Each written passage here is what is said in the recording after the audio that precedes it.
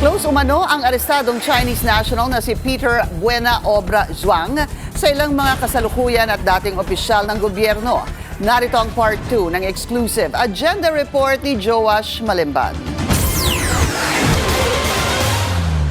Konektado umano ang Chinese national na si Cai Rongshuan alias Peter Buena Obra Zhuang sa ilang local and national political figures ayon sa intelligence documents na nakuha ng Billionaire News Channel. Naaresto si Zhuang noong March 30 dahil sa umano'y pagpapanggap nito bilang isang Pilipino. Kumpiskado sa kanya ang ilang alleged fraudulently acquired Philippine documents, kabilang ang late registered birth certificate, Philippine passport at LTO-issued driver's license.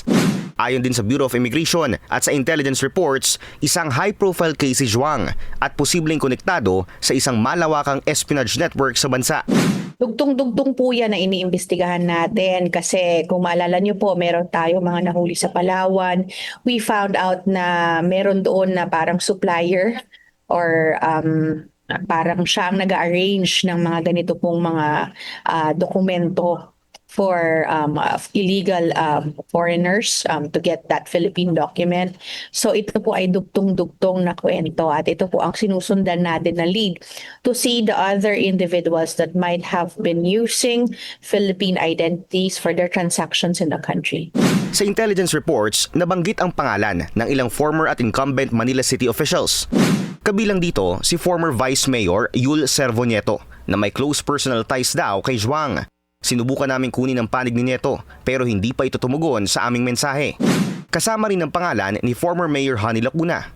Sa present administration naman, kasama ang mga larawan ni Manila Mayor Isko Moreno, Hawkers Chief Rafi Alejandro at Councilor numero 1 Lim, na siyang principal author ng Sisterhood Agreement Resolutions sa pagitan ng Maynila at ilang lungsod sa China sa ilalim ng Lacuna Administration. Pero dumistansya ang Manila City Administrator Office kay Zhuang matapos iulat ng BNC na naging direktor pa nito si Zhuang noong 2023. Itinuro nito si Lacuna na siya raw dapat ang magpaliwanag kung bakit mayroong peking Filipino sa ilalim ng kanyang administrasyon. Wala pang pahayag si Lacuna rito. Nadawit din ang pangalan ni Calapan City Mindoro Mayor Malu Flores Murillo. Sinubukan din namin kunin ang kanyang panig. Spotted din si Zhuang sa ilang events kasama sina Senator Cheese Escudero at si Presidential Advisor on Poverty Alleviation Larry Gadon. Ayon kay Gadon, organized ng Federation of Filipino-Chinese Chamber of Commerce and Industry ang event kung saan siya may larawan kasama si Zhuang. Pero invited lang daw siya bilang isang guest speaker at hindi niya raw kilala ang nasabat na Chinese national. Spotted din sa ilang larawan sina former Executive Secretary Salvador Medialdea, former Duterte spokesperson Harry Roque, Senator Ping Lacson, former House Speaker Feliciano Belmonte Jr. at international security expert Romel Banlawi. Ayon kay Lacson, isa raw itong trip para bumisita sa isang Oishi factory sa South Africa. Inimbitahan daw siya rito ng kanyang kumpadreng si Oishi President at former Special Envoy to China na si Carlos Chan, pero hindi niya raw kilala si Zhuang. Paglinaw rin ni Lacson, March 2024 ito nangyari, habang hindi pa siya nakakaupo muli sa Senado.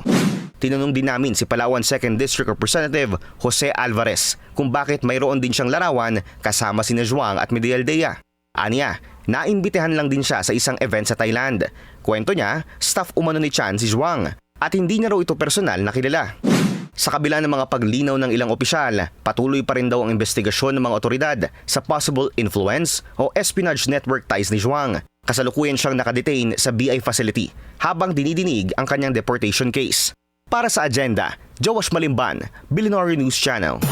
Mag-follow sa aming mga social media accounts at mag-subscribe sa aming YouTube channel para sa pinakahuli at eksklusibong mga balita.